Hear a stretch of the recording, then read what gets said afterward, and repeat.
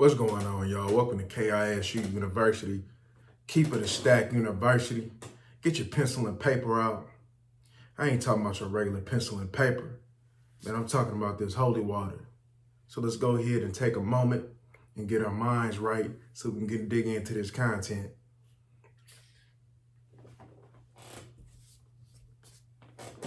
Hey, so look.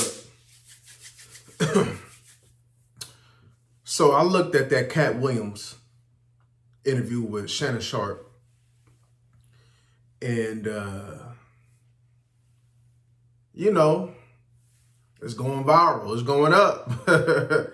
And so as I listened to that video, now I didn't listen to the Cedric Entertainer interview nor the Ricky Smiley interview, but what I know over the course of the years and what I know from all the entertainers that he was talking about, I mean, it kind of aligns into what I thought about them. You know, many, like, not to say that I can back up Katt Williams' claims 100%, right? Because there's things that only he know and they know, right? Because they was only there and all the people who was around, right? But when you start telling the truth, people start rejecting that. People look at you like you the crazy one and make claims. I seen Kevin Hart.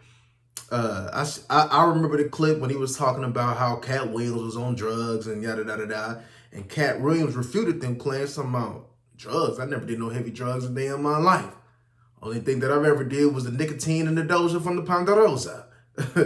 And I could just tell you, like, off the rip, not Katt, but Kevin Hart, like, all these comedians that I'm about to name have funny moments, but they were never funny to me. Katt Williams, I mean, not Katt Williams, but Kevin Hart, Cedric the Entertainer, Ricky Smiley. Probably the best piece of Ricky Smiley I've seen was Lil Daryl, the Lil Daryl piece. I don't know if I remember saying Steve Harvey was Steve Harvey. And how you could back up, how you could try to put two and two together is, what are they doing now? What have they ever done? And what they doing now?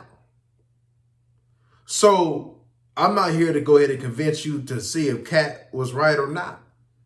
But all I can just tell you is, does what he say add up? What is he doing now? What did he do back then? And if I had to go with somebody at this point in time, I'm going to have to go with Katt. Let me tell y'all something. There's a whole lot of hate going on, whether you realize it or not.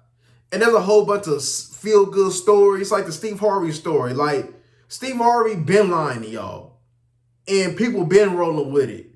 So if Steve Harvey going to go ahead and lie to y'all, and he don't live what he trying to preach to y'all, how can I give him credit about anything of what he tells me in the future, or even the yesterday, or even today, right? So, like he even can't, like, look, the truth doesn't hurt. It just hurt coming from me.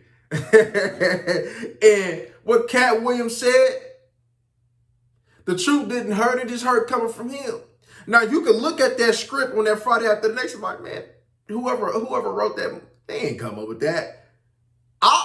I always kind of figured that Katt had a lot to do with that role without me knowing too much about the industry. And I'm like, man, this guy Katt all over it. So what he's saying, in my mind, over the course of the time, over the course of the years, have came across my mind in some capacity. But man, you get to exposing, you get to talking, because he even said something about Ludacris and all them. And that goes to show, this is what I tell y'all about. This is what I always tell y'all about. That's selling that soul. Selling your soul is the easy way. But it does come with a price that many realize in the end, they not willing to pay.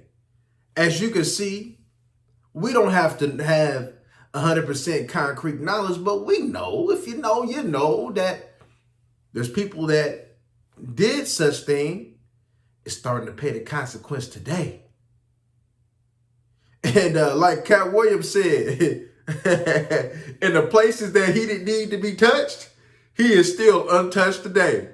The things that he never wanted to do, he did that. And that just backs up my claims. Bro, there's more than one way to make some money without having to sell your soul. If you bring something to the table, somebody gonna want that table. Somebody gonna want what's on that table. If you talented, you got skills, I'm sorry, but people gonna always want to go ahead and capitalize for their situation.